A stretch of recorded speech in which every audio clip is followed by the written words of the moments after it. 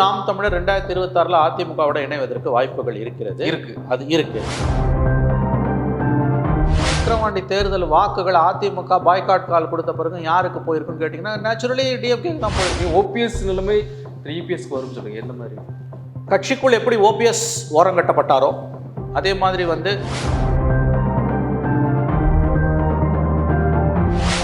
அந்த டைம் நீங்க சொன்னது அவர் மக்களை போய் சந்திக்கணும், இவர் கோர்ட் மூலமாவோ ரெமெடி கிடைக்கணும்னு நினைக்காது. அது வந்து நடக்காது. இப்பயும் நான் சொல்றேன், கோர்ட்டுக்கு இந்த இப்பயும் அந்த பண்றாரு ஓபிஎஸ். கரெக்ட். நான் இப்பயும் சொல்றேன், இப்ப கூட அவர் கோர்ட்டுக்கு போனாருன்னா அவர் நீதி கிடைக்காது. மக்கள் மன்றத்துல தான் நீதி கிடைக்கும். யாரையும் சேர்த்துக்க மாட்டேன்னு சொல்ல இவர்கள் யார்? எம்ஜிஆரும் ஜெயலலிதாவும் உருவாக்கி வளர்த்த கட்சியில எல்லாருமே வந்து இளைப்பாரிட்டு போறவங்க தான். ஒரு கட்சி ரெண்டா பிரிஞ்சிருக்கும் போது பிரதான எதிர்கட்சி அது ஒன்று இன்னொன்று கேட்கறது ரொம்ப நியாயமான கோரிக்கை. வேணாம் அப்படியே இருங்கன்றது யாரோட கோரிக்கை? இன்னைக்கு திமுகவுக்கு மாற்றா அண்ணா திமுகன்னு இருக்கிற வரைக்கும் தான் தமிழ்நாட்டோட சமூக அமைதி காப்பாற்றப்படும். இல்லை என்றால் மதச்சார்பின்மை என்பது இங்கே கேள்விக்குறியாகும் என்பது நம்ம எல்லாருக்குமே தெரியும். ஸோ சசிகலா ஃபேக்டரே கிடையாது. வேற OPS and TTV are real factors. இந்த வீடியோவை உங்களுக்கு வழங்குபவர்கள் பேசஸ் பே, secure digital payments with multiple features and great success rate. வணக்கம் நேயர்களே, இன்றைய ஓவிஸ் தமிழ் உரையாடலில் நம்மோடு மூத்த பத்திரிகையாளர் திரு மணி அவர்கள், அவரை அன்போடு வரவேற்கிறோம். சார் வணக்கம். வணக்கம். சார், விக்கிரவாண்டி இடைத்தேர்தல் முடிவுகள் அப்படிங்கிறது வந்து ஒரு எதிர்பார்த்த ஒரு விஷயமா இருந்துச்சு. ஆனால் அதை தொடர்ந்து அதிமுக குறித்த விவாதங்கள் தான் அதை காட்டிலும் பெரிய அளவு விவாதிக்கப்படுது. இந்த அதிமுக வாக்கள் யாருக்கு போச்சு, அந்த பெர்சன்டேஜுகள், சமூகம் குறித்த உரையாடல்கள் இதெல்லாம் தொடர்ந்து போயிட்டே இருக்குது. ஸோ அந்த விக்கிரவாண்டி பற்றி உங்களுடைய ஒரு சுருக்கமான பார்வை, அதற்கு பிறகு அதிமுகவில் இப்போ நடந்திருக்கக்கூடிய டெவலப்மெண்ட்ஸ், அதாவது இணையணுங்கிற சொல்லி நடந்து கொடுக்கக்கூடிய இந்த டெவலப்மெண்ட்ஸ் பற்றி கொஞ்சம் பேசலாம். விக்கிரவாண்டி இடைத்தேர்தல் முடிவுகள் எதிர்பார்க்கப்பட்டவை. கடந்த 25 ஆண்டுகளாக 1999 இடைத்தேர்தல் முடிவுகள் தமிழ்நாட்டில் வந்து 99 வந்து கடைசியாக நத்த விஸ்வநாதன் அதிமுக உறுப்பினர், அப்போ கலைஞர் சிஎம், திமுக ஆட்சி, எதிர்க்கட்சி உறுப்பினர் வெற்றி பெற்றார். அதற்கு பிறகு 2003 மார்ச்லேருந்து பார்த்தீங்கன்னா இந்த 21 ஆண்டுகளாக இடைத்தேர்தல் முடிவுகள் தமிழ்நாட்டில் யார் ஆட்சியில் இருக்காங்களோ அந்த கட்சி ஜெயிப்பதும் ஆளும் எதிர்க்கட்சிகள் தோற்பதும் தான் வாடிக்கையாக இருக்குது. ஏன்னா பணம் வந்து பாதாளம் வரைக்கும் பாயும். இப்போ இந்த எலெக்ஷனில் பார்த்தீங்கன்னா கூட வந்து 33 அமைச்சர்கள், முதலமைச்சரை தவிர 33 அமைச்சர்கள், 127 எம்எல்ஏக்கள், நூற்றுக்கணக்கான கவுன்சிலர்கள், உள்ளாட்சி பிரதிநிதிகள், மேயர்கள், துணை மேயர்கள் எல்லாம் அங்கே டென்ட்டு போட்டிருந்தாங்க. பணம் வந்து வெள்ளமாக ஆறாக ஓடிச்சு. இதெல்லாம் வந்து எல்லாருக்கும் தெரிஞ்ச விஷயம். குறைந்தது சில 100 கோடிகள் செலவு செய்யப்பட்டிருக்கும் என்பது உண்மை. இது இந்த தேர்தலில் மட்டும் இல்லை, எல்லா இடைத்தேர்தல்களில் யார் ஆட்சியில் இருந்தாலும் நடக்கிற அட்டூழியம் தான் இப்பயும் நடந்தது. அதனால் இந்த இடைத்தேர்தல் முடிவுகளில் ஆச்சரியப்படுறதுக்கு எதுவுமே கிடையாது.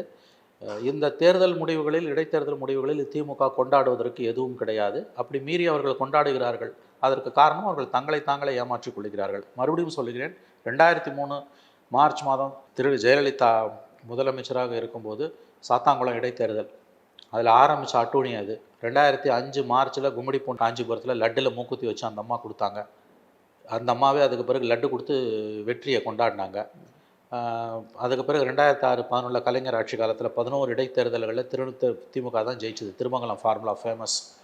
11 இடைத்தேர்தலில் ஜெயித்த திமுக மெயின் எலெக்ஷனில் எதிர்கட்சியாக கூட வர முடியாமல் 23 சீட்டு வாங்கி தோற்றுது. அதன் பிறகு 2011-21 அதிமுக இதே மாதிரி எல்லா இடைத்தேர்தல்களையும் அவங்க தான் ஜெயித்தாங்க. ஸ்டாலின் ஆட்சி வந்தோடனே போன வருடம் வந்து ஈரோடு கிழக்கில் வந்து பட்டி ஃபார்முலா என்னன்னு நம்ம எல்லாரும் பார்த்தோம்.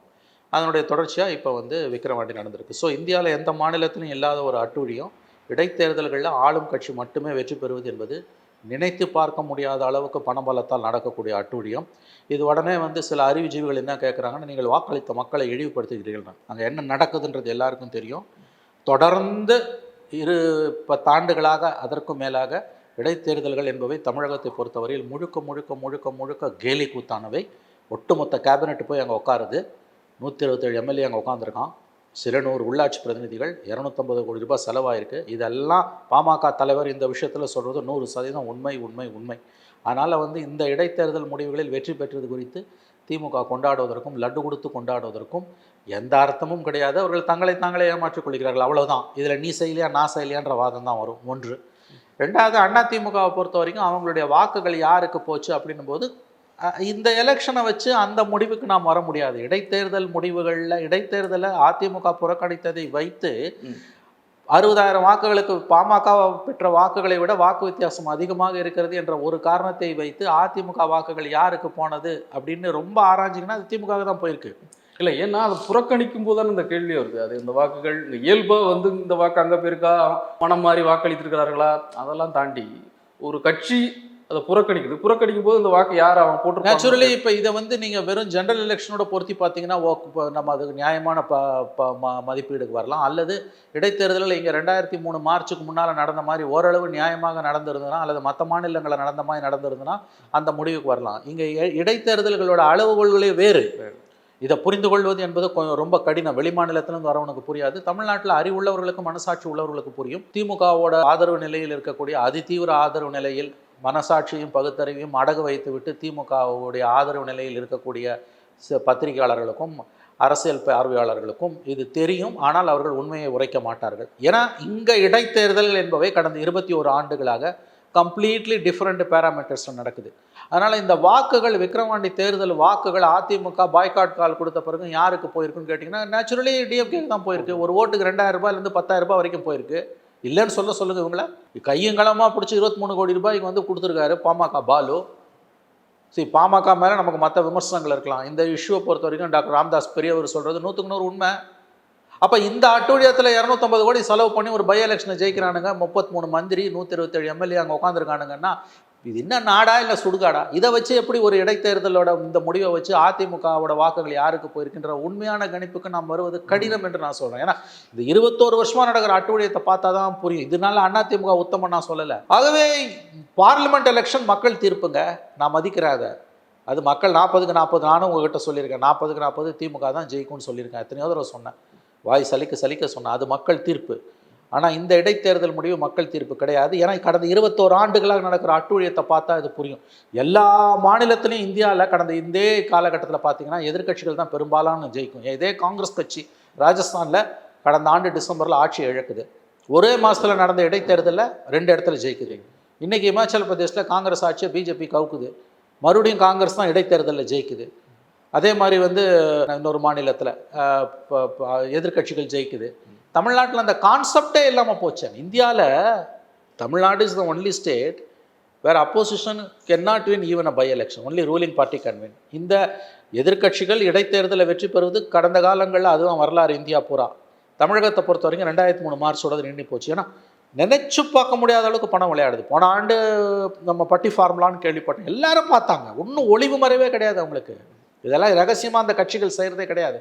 யார் ஆளுங்கட்சியாக இருந்தாலும் காலைல வந்துட்டு போனால் 500 ரூபாய், சாயங்காலம் வந்துட்டு போனால் 500 ரூபாய், இந்த மாதிரி 10 நாள் கொடுத்துருக்கோம். எங்கேருந்து வந்து இந்த பணம் இவனுங்களுக்கு? ஆகவே இந்த இடைத்தேர்தலை வைத்து அதிமுகவின் வாக்கு எங்கே போனது என்று கணிப்பது கடினம். கடினம்னா சொல்லிடலாம், அது திமுக தான் போயிருக்கு. ஆனால் இப்போ ஜெனரல் எலெக்ஷன் வரும்போது அது எப்படி போகும்? ஆகவே இந்த இடைத்தேர்தல்களை நம்ம ரொம்ப ஆங்கிலத்தில் சொல்கிறோம்னா we have to look at it skeptically, மிகுந்த சந்தேக கண் கொண்டு தான் பார்க்கணும். அதுதான் மனசாட்சி உள்ள ஒரு மனிதனின், ஒரு அரசியல் பார்வையாளனின் வேலை. மற்றபடி ஏடிஎம்கே விஷயங்களை பற்றி பேசுகிறேன்னா அது கண்டிப்பாக எடப்பாடி இன்றைக்கு ஒரு கடும் நெருக்கடிக்கு உள்ளாகி இருக்கிறார் என்று தான் நாம் பேச வேண்டும். அதுதான் உண்மை. அது நெருக்கடி அப்படின்னு சொல்கிறது வந்து நீங்கள் இந்த இடைத்தேர்தல் அல்லாமல் அதுக்கு முன்பு நடந்த பல்வேறு விஷயங்கள் வச்சு சொல்லலாம். அதை வச்சு சொல்லலாம், இந்த இடைத்தேர்தலை வச்சு சொல்லலாம். இடைத்தேர்தல் இல்லாட்டியும் ஒரு நெருக்கடி முத்துது. சார் ஒரு விஷயம் சார், எல்லா அரசியல் கட்சி தலைவர்களுக்கும், அரசியல் கட்சிகள் உள்ள எல்லா ஊழியர்களுக்கும், எல்லா பொலிட்டிக்கல் ஆக்டிவிஸ்ட்டுக்கும், ஒர்க்கர்ஸுக்கும் இடைத்தேர்தல் முடிவுகள் எப்படி இருக்குன்னு தெரியும். ஏன்னா தமிழ்நாட்டில் இது எப்படி எல்லா பத்திரிகையாளர்களுக்கும் தெரியும். They gave it up. எல்லாருக்குமே வந்து தெரிஞ்சு போச்சு இது இடைத்தேர்தலில் ஜெயிக்கவே முடியாது. 11 சீட்டில் ஜெயலலிதா தோத்தாங்க. எப்போ 2006-11 பெண்ணாகரத்தில் வந்து டெபாசிட்டே அந்த அம்மாக்கு போச்சு. கடைசியாக ஒரு வருஷம் பொறுத்து நடந்த ஜெனரல் எலெக்ஷனில் திமுக எதிர்க்கட்சியாக வர முடியல, 23 சீட்டு தான் வர முடியும். எப்படி சார் அது? அதனால் வந்து எல்லாருக்கும் தெரியும் இந்த எலெக்ஷன் முடிவு திமுக தான் வெற்றி பெற போகுதுன்னு. எடப்பாடியோட நெருக்கடி இந்த தேர்தல் முடிவு எப்படி போயிருந்தாலும், ஒருவேளை பாமக ஜெயிச்சிருந்தாங்கன்னா எடப்பாடிக்கு வந்து நெருக்கடி குறைஞ்சிருக்கலாம், அல்லது அதிமுக போட்டி ஜெயிச்சிருந்தா அதுக்கெலாம் வாய்ப்பே இல்லை. எடப்பாடியோட நெருக்கடி குறையும். அதுக்கு வாய்ப்பே இல்லைன்னு போது பெருசாக என்ன அவருடைய நெருக்கடி இந்த தேர்தலால் வரப்போகுது? அவருடைய நெருக்கடி என்பது மக்களவைத் தேர்தல் முடிவுகளுக்கு பிறகு வந்துடுச்சு. தொடர்ந்து 4வது தேர்தலில் அவர் தோக்குறார். 19 பார்லிமெண்ட்டில் வாஷ் அவுட்டு, 21ல் ஓரளவு ஜெயித்தாலும் எதிர்க்கட்சி ஆட்சி போகுது. லோக்கல் பாடியில் அடி. இப்போ 40க்கு 40 அடி. இடைத்தேர்தல் முடிவுகள் லிஸ்ட்லேயே எடுக்காது. ஓகே. ஆகவே இந்த நிலைமையில் எடப்பாடி கடும் நிர்பந்தத்திற்கு உள்ளாகி இருக்கிறார். அவர் பிரிஞ்சு போனவங்களெல்லாம் உள்ளே சேர்க்கலன்னா அவருடைய தலைமை என்பது கேள்விக்குறியாகும். இந்த ஆண்டு இறுதிக்குள்ளேயே அவருக்கு கடும் நெருக்கடி முற்றும். அவர் பிரிஞ்சு போனவங்களெல்லாம் ஒன்று சேர்க்கலைன்னா ஓபிஎஸ்க்கு நடந்தது இபிஎஸ்க்கு நடக்கும் அதிமுகக்குள்ள. இல்லை நீங்கள் 40க்கு 40 சொல்கிறீங்களா? 40-40ங்கிறது அவர் இதுக்கு முன்பு கூட உங்களை போன்றவர்கள் வேறு சில பத்திரிகையாளர்களே சொல்லியிருக்கிறாங்க. இந்த நாடாளுமன்ற தேர்தலை அவர் வந்து ரொம்ப தீவிரமாக அணுக போகிறதில்ல, பேரளவில் தான் அவங்க வந்து கண்டெஸ்ட் பண்ணுறாங்க. அவங்க இலக்குங்கிறது வந்து 2026 சட்டப்பேரவை தேர்தல் தான் எடப்பாடி பழனிசாமி இலக்காக இருக்குது அப்படின்னு சொல்லும்போது இது இது இது இந்த ரிசல்ட் வந்த பிறகு நீங்கள் சொன்ன மாதிரி இந்த ரிசல்ட்டுமே ஒரு எதிர்பார்த்த ஒரு ரிசல்ட்டாக தான் இருந்திருக்கும். நமக்கு சீட்டு வராது அப்படிங்கிறது எதிர்பார்த்த ரிசல்ட்டாக இருக்கும். அப்படி இருக்கும்போது எப்படி நெருக்கடியாக அதை, அதாவது நீங்கள் ஒரு 4 சீட்டு 5 சீட்டு ஜெயிச்சிருந்தீங்கன்னா கூட வந்து உங்களுக்கு நெருக்கடி குறைஞ்சிருக்கும்.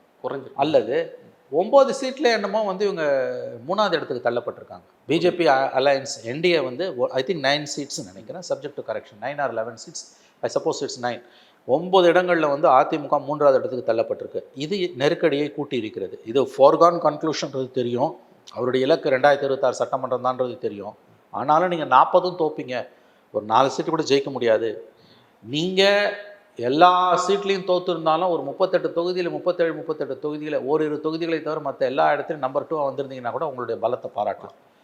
நீங்கள் 9 சீட்டை வந்து நம்பர் 3 வந்திருக்கீங்க, 40ம் தோற்றுருக்கீங்கன்னும் போது இது வந்து எதிர்பார்க்கப்பட்ட முடிவு கிடையாது. இந்த படுதோல்வியை அவர் எதிர்பார்த்துருக்க மாட்டார். பிஜேபி கிட்ட என்டிஏ கிட்ட 9 சீட்டை அடகு வச்சுட்டு கோட்டை விட்டு நிற்கிறாருன்னா அது எப்படி நியாயப்படுத்துவீங்க? முன்னாடி கொஞ்சம் முன்னாடி சொன்னீங்க ஓபிஎஸ் நிலைமை இபிஎஸ்க்கு வரும்னு சொல்லுங்க. எந்த மாதிரி கட்சிக்குள் எப்படி ஓபிஎஸ் ஓரங்கட்டப்பட்டாரோ அதே மாதிரி வந்து இந்த 6 பேர் இன்றைக்கி வந்து எடப்பாடியை வந்து நீங்கள் எல்லாரையும் ஒன்று சேர்க்கணும்னு பேச ஆரம்பிச்சிருக்காங்க. அவர் இறங்கி வர மறுக்கிறார். இந்த 6 பேரோட எண்ணிக்கை வரும் நாட்களில் கூடும் என்று எதிர்பார்க்கப்படுகிறது. அப்படி வந்துன்னா ஒரு கட்டத்தில் வந்து பொதுக்குழுவை கூட்டி புதிய தலைமையை தேர்ந்தெடுப்போம் என்ற மாதிரியான பேச்சுக்கள் அந்த புகழேந்தி மாதிரி இருக்கவங்கெல்லாம் பேச ஆரம்பிச்சிருக்காங்க. தொடர்ந்து இதே ஒரு பிடிவாதமான நிலையில் எடப்பாடி இருந்தால் நான் சொல்லுவது, எப்படி ஓபிஎஸ் ஒரு கட்டத்தில் கட்சியில் ஓரங்கட்டப்பட்டாரோ அதே போல் வந்து எடப்பாடிக்கும் நடப்பதற்கு வாய்ப்பு இருக்கிறது. ஏன்னா இந்த முறை இந்த 6 அமைச்சர்கள் பேசுவது என்பதெல்லாம் அவர்கள் தெளிவாக இருக்கிறார்கள். இனிமேல் 26 தேர்தலில் இந்த மாதிரி வந்து ஓபிஎஸ் அணி இபிஎஸ் அணியெல்லாம் போனால் வேஸ்ட்டு, நம்ம ஒன்றுபடணுன்றதில் உறுதியாக இருக்காங்க. அதற்கு இறங்கி வரவில்லை என்றால் எடப்பாடி கடுமையான நெருக்கடிக்கு உள்ளாவார்னு தான் நான் நம்புகிறேன். ஜெயக்குமார் சொல்லுறது இப்போ நடக்கிறது எல்லாமே ஸ்கிரிப்ட் எடுக்கிறாரு ஜெயக்குமார். இது போய் இப்படி சந்திச்சாங்க போனாங்க, இப்படி அழுத்தம் கொடுக்கப்பட்டுச்சு, எடப்பாடிக்கு நெருக்கடியாக இருக்குது, இது எல்லாமே வந்து புனையப்பட்ட ஒன்று. அந்த மாதிரி எதுவுமே இல்லை. அவர் அப்படி தான் வழக்கமான ஆலோசனைகள் நடந்துட்டு இருக்குது. இப்போ வந்து கட்சி தலைமை அலுவலகத்தில் மாவட்ட வாரியாக நிர்வாகிகள் அழைத்து அதற்கான கருத்துக்களை கேட்டுக்கிட்டு இருக்கிறோம். ஒரு கட்சி என்ன நடவடிக்கை இயல்பான நடவடிக்கைகள் செய்யணுமோ அது எல்லாமே ரெகுலராக நடந்துட்டு இருக்கு. பத்திரிகைகள் அல்லது மீடியாக்களில் வர்றது வந்து ஸ்கிரிப்டட். அதை யார் பண்ணுறாங்கன்னு எங்களுக்கு தெரியும், உங்களுக்கும் தெரியும் அப்படிங்கிற. அதாவது நான் என்ன சொல்கிறேன், அந்த 6 மந்திரிகளில் யாராவது ஒருத்தர் ஸ்கிரிப்டட்னு சொன்னாங்களா?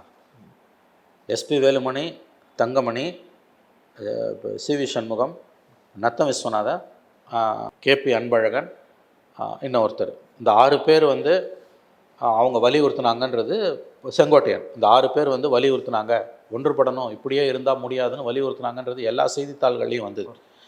இன்ன வரைக்கும் 10 நாட்களாவது இன்ன வரைக்கும் யாரும் அதை மறுக்கல. அந்த 6 பேரில் யாரும் மறுக்கல. மாறா இது ஸ்கிரிப்டுன்னு சொல்கிறவர் யார்? ஜெயக்குமார். இவர் அந்த 6 பேரில் இல்லை.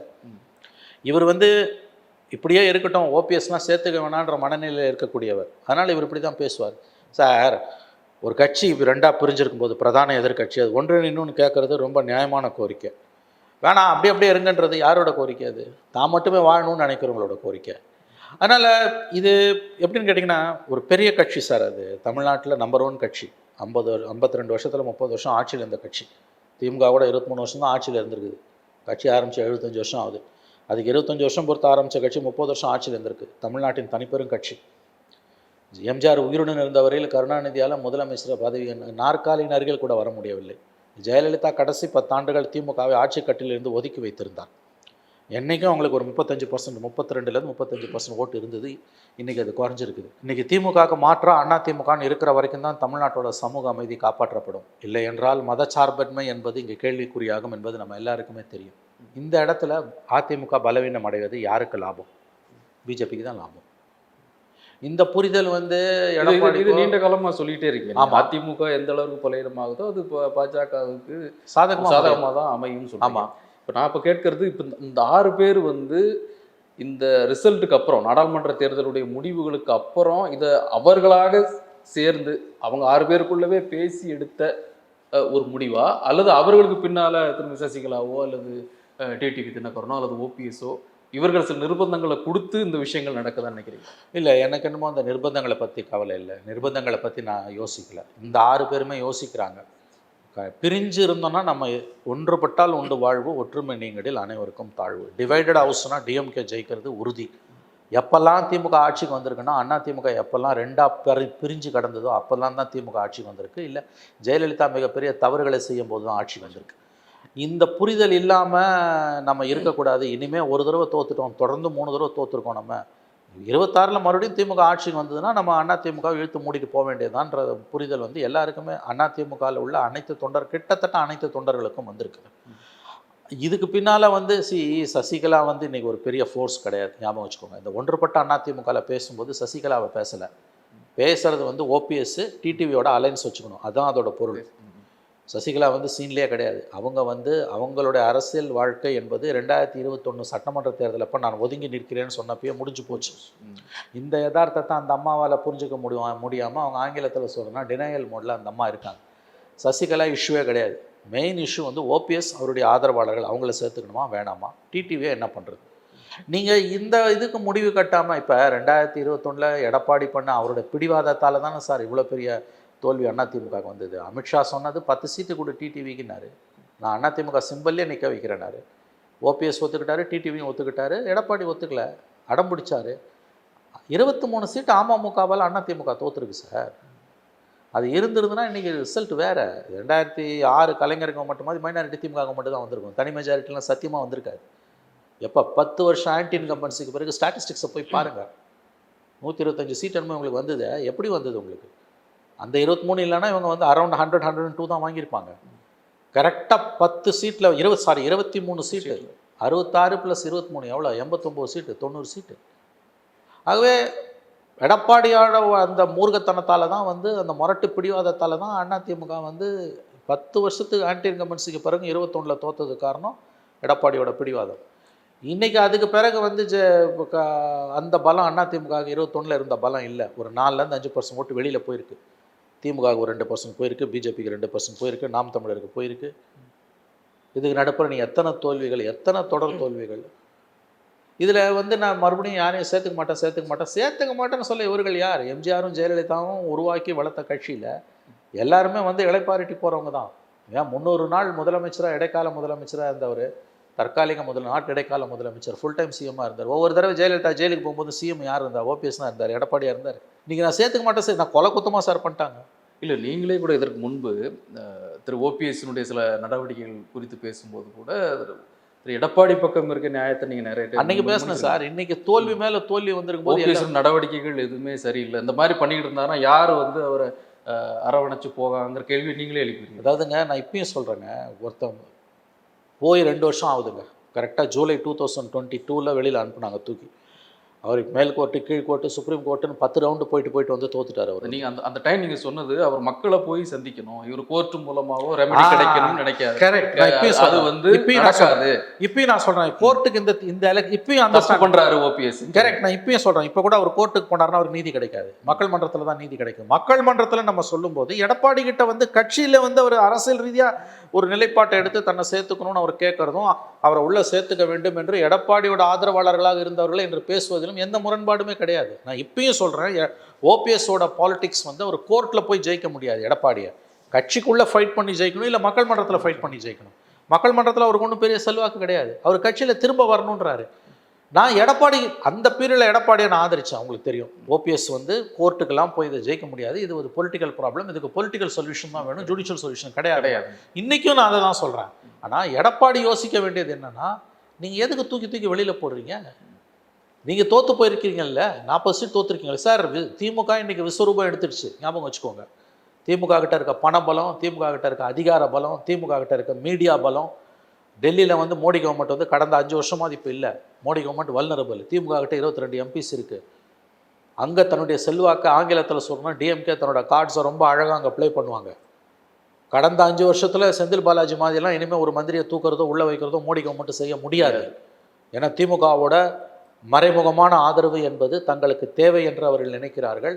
பார்லிமெண்ட்டில் நிறைய பில்ஸை பாஸ் பண்ணுறதுலாம் வந்து திமுகவோட ஆதரவு பிஜேபிக்கு தேவைப்படலாம். நேரடியாக திமுக அதை செய்யாட்டியும் மறைமுகமாக மத்திய அரசாங்கத்துக்கு, மோடி அரசாங்கத்துக்கு ஆதரவான நிலைப்பாட்டை எடுப்பதற்கு வாய்ப்புகள் அதிகம். அது வெளியிலேயே தெரியாது. அந்த மாதிரி நிறையா விஷயங்கள் இருக்குது. பாலிடிக்ஸ் தெரிஞ்சவங்களுக்கு அது புரியும். நான் சொல்கிறது நாளைக்கே போய் பிஜேபி திமுக ஆதரிச்சிடும் அப்படிலாம் நான் சொல்லலை. ஆகவே திமுகவோட பலம் என்பது இன்றைக்கி மக்களவைத் தேர்தல்களுக்கு முன்பு இருந்ததை விட இன்றைக்கி அவங்களோட லெவரேஜ்னு வாங்க ஆங்கிலத்தில், மோடி கவர்மெண்ட்டுக்கிட்ட அவங்களுக்கு இருக்க அந்த லெவரேஜ் ரொம்ப அதிகமாக இருக்குது. இந்த இடத்துல நீ வந்து தனியாக நின்றுக்கிட்டு நான் வந்து திமுகவை எதிர்ப்பேன் அப்படின்றதெல்லாம் முடியாத காரியம். பிஜேபியை தவிர்த்த ஒரு மெகா அலையன்ஸை அதிமுக கட்டி அமைக்கணும். அதை கட்டி அமைக்க தவறும் பட்சத்தில் கஷ்டம். இதில் வந்து பிஜேபி ஃபேக்டர் கூட செகண்டரி. ஒன்றுபட்ட எலெக்ஷன் எங்கேயோ கிடக்குதுங்க. எலெக்ஷன் 2 வருஷம் கிடக்குது இன்னும். சரி, இன்றைக்கு ஒன்றுபட்ட அதிமுக உருவாவதை எது வந்து அவரை தடுக்குது? இல்லை, நீங்களும் சொல்லிட்டீங்க சசிகலா ஒரு பெரிய ஃபேக்டரே இல்லைன்னு சொல்கிறீங்க. ஆமாம், ஓபிஎஸ் மட்டும் தானே, தனியாக கட்சி. அதாவது இது எப்படி பார்க்கணும்னா, ஓபிஎஸ் அண்ட் டிடிவி ஃபேக்டர் ரொம்ப முக்கியமான ஃபேக்டர். திரவியம் ஒரு 1000 ஓட்டில் வந்து நீங்கள் வந்து ஜெயிக்க முடியாது, ஆனால் கெடுக்கலாம். ஓபிஎஸ் வந்து ஒரு ஸ்பாயில் ஸ்போர்ட்டாக இருக்கலாம். அதே மாதிரி அவரை விட்டு பிரிஞ்சு போனோம். இப்போ பாருங்கள், ஃபார் எக்ஸாம்பிள் வைத்திலிங்கம் ஓபிஎஸோட போனார். போயிட்டு வந்து அவர் திரும்ப இங்கே வரேன்றாரு, அவரை சேர்த்துக்க மாட்டேன்றாங்க. இதெல்லாம் என்ன பாலிடிக்ஸ் இது? ஏங்க, ஜெயலலிதா 1988 எம்ஜிஆர் மறைந்து ஓராண்டு முழுவதும் கம்ப்ளீட்டாக வந்து ஜெயலலிதா வந்து இப்போ ஜானகி ஜெயலலிதானு பிரிஞ்சிருக்கும் போது ஜெயலலிதாவை வந்து ஜானகியில் இருந்தவங்க விமர்சனம் பண்ண மாதிரி யாருமே விமர்சனம் பண்ண கிடையாது. அவ்வளவு ஆபாசமான வார்த்தைகளால், கற்பனை செய்தி கூட பார்க்க முடியாத ஆபாச வார்த்தைகளால் ஜெயலலிதாவை ஜானகியினை விமர்சனம் செய்தார்கள். ஆனால் 89 கலைஞர் சிஎம்மாயி ஜானகி அம்மா அரசியலை விட்டு விலகி நீங்கள்லாம் போய் ஜெயலலிதா கிட்ட சேர்ந்துருங்கன்னு அந்த அம்மாவே சொன்னப்போ பெருந்தன்மையோடு ஜெயலலிதா எல்லாரையும் அரவணைச்சாங்க. அந்த மாதிரி வந்து எடப்பாடி வந்து அன்னைக்கு அவன் என்ன பேசினான்னு பார்த்துட்டு இருந்தால் இன்றைக்கி பாலிடிக்ஸ் பண்ண முடியாது.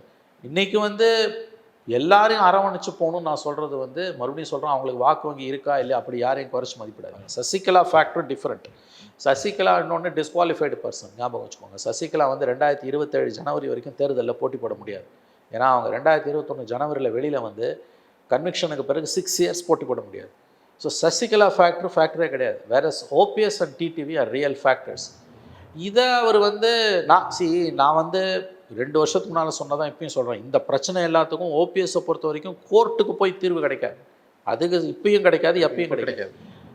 எடப்பாடி தான் இன்றைக்கி முடிவு எடுக்கணும். அவர் வந்து இந்த முடிவு எடுக்காமல் நான் யாரையும் உள்ள சேர்த்துக்க மாட்டேன்னு இன்னமும் அடம் பிடிச்சாருனா, ஏங்க நான் ஒன்று கேட்குறேன், இந்த குரல் உள்ளேருந்து வருதுங்க. இப்போ இது வரைக்கும் வெளியில் வந்த இந்த குரல் அவருடைய வலுவான ஆதரவாளர்களான இந்த 6 பேரும் வேலுமணி, தங்கமணி, நத்தம், கேபி அன்பழகன், சிவி சண்முகம், செங்கோட்டை, இவங்கெல்லாம் வந்து சாலிடாக ஓபிஎஸ் விஷயத்தில் எடப்பாடி பின்னால் நின்றவங்க. இன்றைக்கி அவங்கெல்லாம் நம்ம ஒன்று சேரணும் போது அவங்க எதை மீன் பண்ணுறாங்களோ அதை செஞ்சுட்டு போக வேண்டியதுதானே எடப்பாடிக்கு வேலை. இதையும் மீறி அவர் வந்து நான் சேர்த்துக்க மாட்டேன்னாருன்னா அப்போ தான் நான் சொன்னேன் அவர் தனிமைப்படுத்தப்படுவார்.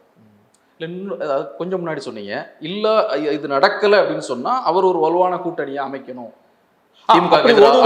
அப்படி ஒருவேளை அவரால் வந்து நான் அவங்கள சேர்த்துக்க மாட்டேன் அப்படின்னா அவர் வந்து இன்னைக்கு வந்து என்டிஏ கிட்ட தன்னோட கூட்டணிகளை பலி கொடுத்துட்டு நிற்கிறாருல்ல. பாமகவை லாஸ்ட் பாமக உள்ளே இழுக்கணும். சின்ன சின்ன கட்சிகள் இருக்குது, குட்டி கட்சிகள், அவங்களெல்லாம் உள்ளே இழுக்கணும் அவர். எஸ்பெஷலி பாமக, மற்றதெல்லாம் கூட சின்ன கட்சிகள், அவங்களையும் உள்ளே இழுக்காமல் நான் இவங்களையும் சேர்த்துக்க மாட்டேன் கட்சிக்காரனா அப்போ தனிமைப்படுத்தப்படுவார். நான் சொல்ல புரியுது உங்களுக்கு? புரியுது. ஒருவேளை நாம் தமிழர் அட் சம் ஸ்டேஜ் நாம் தமிழர் 2026 அதிமுகவோட இணைவதற்கு வாய்ப்புகள் இருக்கு. அதுல வந்து இப்ப இருக்க 8% வாக்குகள் அப்ப சீமானுக்கு வந்து 6%, 5% குறையும். பட் ஸ்டில் 5% ஓட் பேங்க் வந்து கண்டிப்பா நிச்சயமா வந்து நாம் தமிழர் ஓட் பேங்க் ஏடிஎம்கே அலையன்ஸுக்கு வந்தா ஏடிஎம்கேக்கு தான் லாபம். இந்த பக்கம் அது வின் சிச்சுவேஷன், நாம் தமிழருக்கும் லாபம். ஏன்னு கேட்டிங்கன்னா அவங்க ஒரு 3 தேர்தலில் நின்று தோத்துட்டாங்க. வாக்கு வங்கி அரசியல் இருக்க ஒரு கட்சி கூட்டணி அரசியல் இல்லாமல் தேர்தலில் போட்டி போட முடியாதுன்ற அடிப்படை உண்மை இப்போ தான் சீமானுக்கு தெரிய ஆரம்பிச்சிருக்கு. அவர் இந்த தேர்தலில் எனக்கு ஓட்டு போடுங்கன்னு அதிமுக கேட்கும்போது அதோட அர்த்தம் என்னுடைய ஓட்டுகளையும் நான் உங்களுக்கு போட தயாராக இருக்கிறேன் என்ற மறைமுகமான செய்தி தான். உறவு என்பது ஒரு வழிப்பாதை கிடையாது. நான் உங்ககிட்ட எதிர்பார்க்குறேன்னா நீங்கள் எதிர்பார்க்குற ஒன்று நான் கொடுக்கணும், இல்லைன்னா அது இட்ஸ் நாட் பாலிடிக்ஸ்.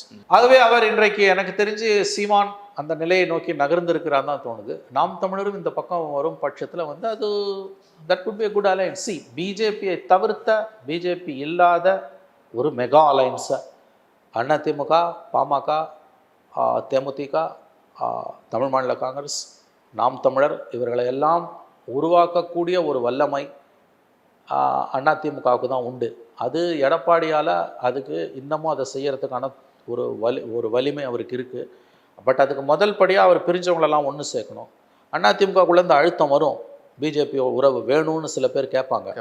ஆனால் இந்த பார்ட்டிஸை உள்ளே சேர்க்கும்போது அதை அவர் ஃபைட் பண்ணலாம். அவர் வந்து பிஜேபி ஃபேக்டரை ஒன்றை மட்டும் பிஜேபி ஃபேக்டரை காமிச்சு அவர் வந்து நான் வெளியில் போகிறேன்னு சொன்னார்னா it will be a 3 corner fight. ஞாபகம் வச்சுக்கோங்க, விஜய் வந்துட்டார் அரசியலுக்கு. இப்போ விஜயும் வந்து 5 முனை போட்டி அடுத்த தடவை திமுக தலைமையில் ஒரு கூட்டணி, அதிமுக தலைமையில் ஒன்று, பாமக தலைமையில், பாஜக தலைமையில் ஒன்று, விஜய் தலைமையில் ஒன்று, சீமான் ஒரு பக்கம்னா ரொம்ப ஈஸியாக 200 சீட்டுக்கு மேலே டிஎம்கே அடிக்கும். இப்போயே ஸ்டாலின் பேச ஆரம்பிச்சிட்டார் 200 சீட்டு ஜெயிக்கும். இந்த கூட்டணி திமுகவோட இந்த கூட்டணி இந்தியா கூட்டணி அப்படியே தொடரும் பட்சத்தில் எதிர்க்க 3 அல்லது 4 அணிகள் உருவானால் திமுக அணி அது லாபம் வரும். 200 சீட்டுக்கு மேலே ஸ்வீப் பண்ணிட்டு வருவாங்க. அது தமிழ்நாட்டுக்கு நல்லது கிடையாது, நிச்சயம் நல்லது கிடையாது. இதை எடப்பாடி புரிஞ்சுக்கணும். அது அதிமுகவில் உள்ள முக்கியஸ்தர்களுக்கு புரியுது, அவருக்கு புரிய மாட்டேன்னு. நன்றி சார். இந்த வீடியோ உங்களுக்கு பிடிச்சிருந்தா லைக் பண்ணுங்க, ஷேர் பண்ணுங்க, கமெண்ட் பண்ணுங்க. மறக்காம OH தமிழ் சேனலுக்கு சப்ஸ்கிரைப் பண்ணுங்க.